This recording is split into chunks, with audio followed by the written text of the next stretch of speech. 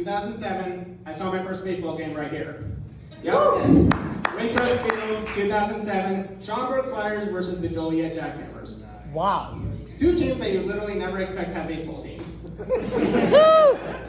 No, seriously, because I went to Purdue. I'm not even sure the state of Indiana has any baseball teams. Confusing, because that whole state is literally just one giant sandlot. Now, I gotta address the elephant in the room. Yes, I am Indian. Yes, this is Schaumburg.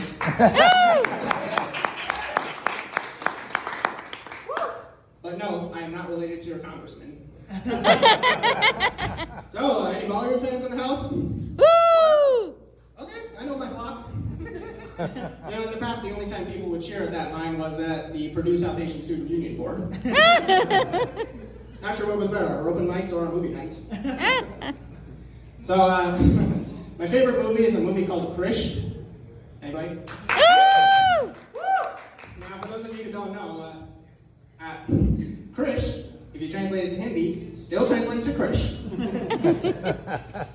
So, Krish came out in 2006. It was a standalone sequel for a 2003 movie called Koi Mil Gaya. And now the easiest way I can put it would be if E.T. had a sequel, and that sequel was the X-Men.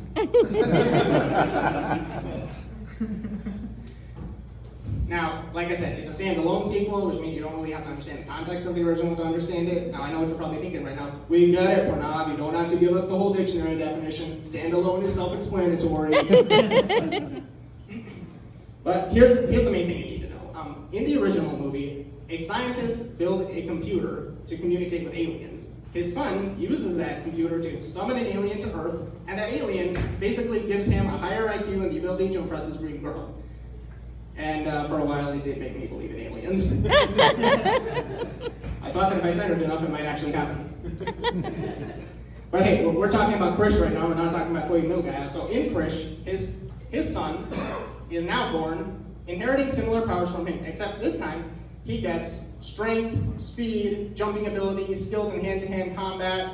Yeah, it's like if Albert Einstein's son was Wolverine. Now, you're probably thinking as I'm explaining all this, like, what kind of movie genre is Krish? Is that a sci-fi movie? Is that a superhero movie? I'll tell you what it is. It's a pure Bollywood movie. That's exactly the way they do it. So basically, so in this movie, what ends up happening is our protagonist, who of course has superpowers, he falls in love with basically a love interest played by Priyanka Chopra, and he follows her all the way back to some Priyanka Chopra fans in the house. Sorry, but she is taken. I feel your pain. But anyway, he follows her all the way to her home in Singapore, and while he's there, he finds out that his father is still alive and being taken prisoner by the bad guy, proving that if you ever stalk a woman, you'll always be in for the biggest surprise of your life. Stalking is not romantic. So basically, what ends up happening is, oh wow, I actually forgot. Got my lines, y'all.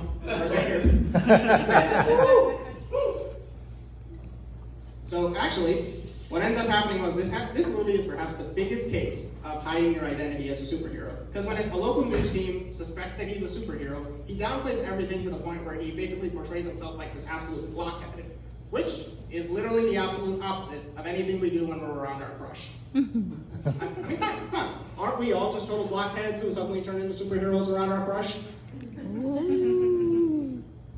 Okay, I thought that one would kill.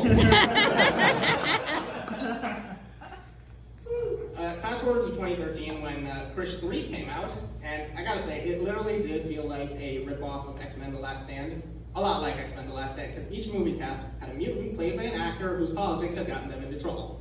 If you didn't really understand that reference, then congrats on having a life. I saw my life, so I'll conclude with this. So they are making a fourth movie. Thank you.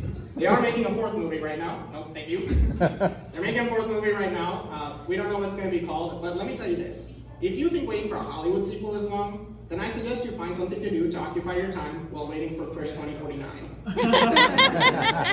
All right, guys, thank you guys so much.